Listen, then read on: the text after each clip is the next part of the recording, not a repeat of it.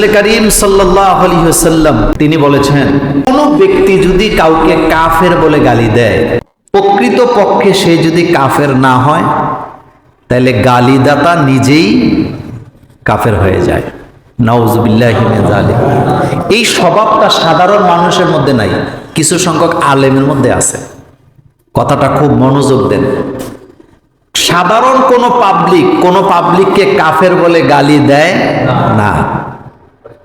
কোন ব্যবসায়ীকে কাফের বলে গালি দেয় না। কোন কৃষককে কাফের বলে গালি দেয় না। কোন মৎস্যজীবীকে কাফের বলে গালি দেয় না। কোন আইনজীবীকে কাফের বলে গালি দেয় না। কিন্তু কিছু আলেম আছে, উনি আলেম হওয়ার পরেও অন্য আলেমকে কাফের বলে গালি দেয়। এই রকমের আলেম আমাদের বাংলাদেশেও আছে না নাই? সাধারণ মানুষ যদি কাউকে গালি দিত কাফের বলে আমরা মেনে নিতে পারতাম, কিন্তু যেহেতু একজন আলেম হয়ে আরেকজন আলেমকে কাফের বলে গালি দেয়, বোঝা যাবে তার গোড়ায় কি আছে, গলত। এটা আমি বলি নাই, রাসূল বলেছেন।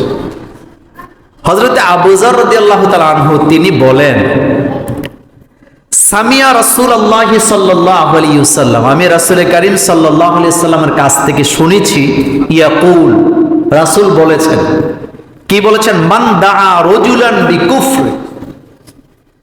আবু যর বলেন, আমি রাসূলকে বলতে শুনলাম, রাসূল বলেছেন, কোন ব্যক্তি যদি কোন ব্যক্তিকে কাফের বলে গালি দেয়, কি বলে গালি দেয়? মান দাআ রাজুলান, কোন ব্যক্তিকে যদি গালি দেয় বিকুফরি, কাফের বলে, অথবা সে যদি বলে এই লোকটা আল্লাহর দুশমন, কথা কি বুঝতেছেন?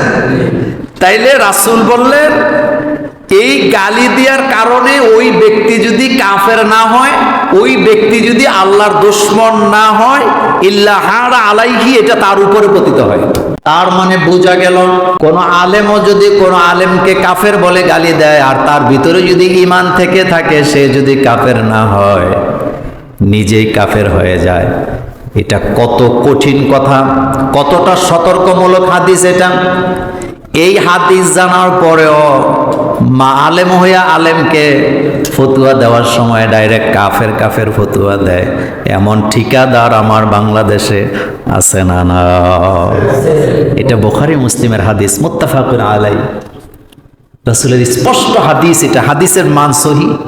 বুখারী 3508 নম্বর হাদিস, মুসলিমের 226 নম্বর হাদিস। এটি রাসূল স্পষ্ট করে গেছেন, খবরদার কাউকে কাফের বলে গালি দিও না। কে কাকে কাফের বলে এটা আমাদের জানার দরকার নাই। যে ব্যক্তি কোন ব্যক্তিকে কাফের বলবে অথচ ওই লোকটা সাক্ষী দেয় লা ইলাহা ইল্লাল্লাহ মুহাম্মাদুর রাসূলুল্লাহ, এই কথা যারা স্বীকার করে, এই ধরনের ব্যক্তিদেরকে যারা কাফের বলে গালি দেয়, সে নিজেও কাফের হয়ে যায়।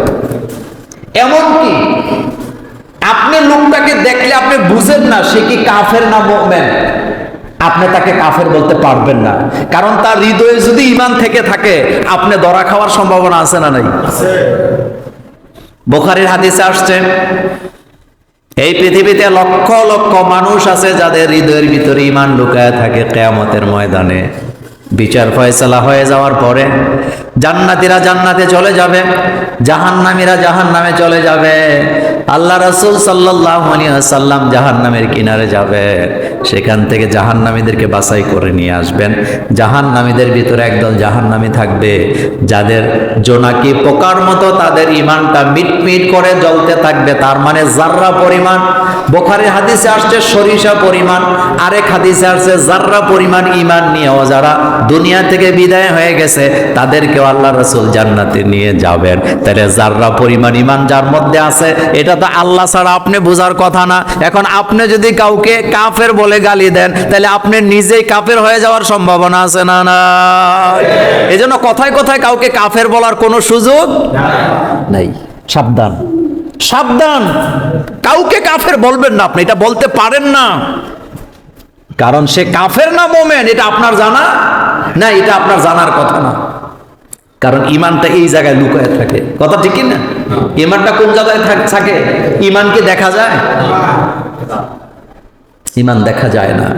আপনার গায়ের মধ্যে যত বড় পাঞ্জাবি থাকুক, আপনার মাথার মধ্যে যত বড় পাগড়ি থাকুক, যত বড় টুপি থাকুক, যত লম্বা দাড়ি থাকুক, আপনি যদি কাউকে কাফের বলে থাকেন, আপনি যদি কাউকে আল্লাহর দুশমন বলে থাকেন, সে যদি কাফের না হয়, আল্লাহর দুশমন না হয়, তাহলে আপনি নিজে কাফের, আপনি নিজে আল্লাহর দুশমন হয়ে যাবেন।